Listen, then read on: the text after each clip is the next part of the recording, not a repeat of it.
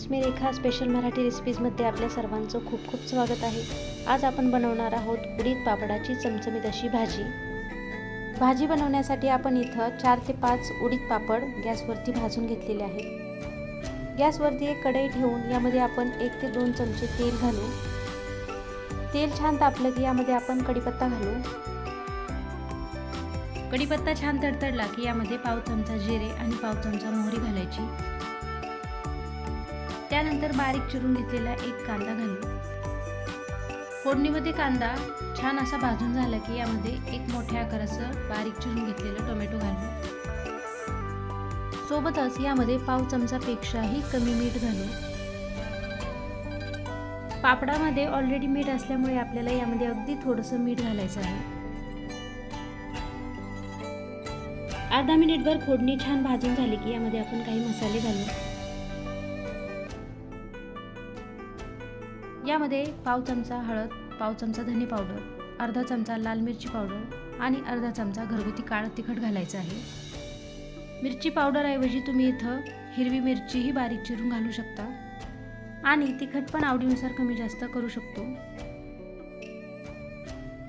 गॅसची flame low ठेवून आपण सर्व मसाले फोडणीमध्ये व्यवस्थित असे मिक्स करून घेऊ।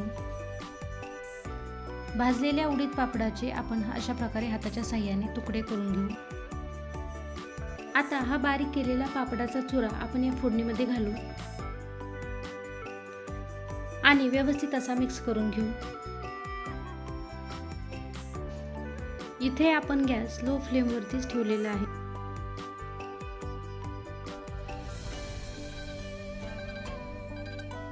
पापडाचा चुरा फोडणीमध्ये छान मिक्स करून झाला की यामध्ये अगदी थोडंसं पाणी घालायचं आहे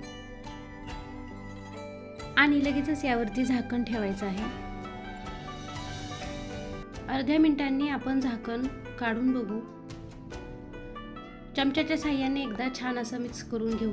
इथं आपली पापडाची भाजी तयार आहे।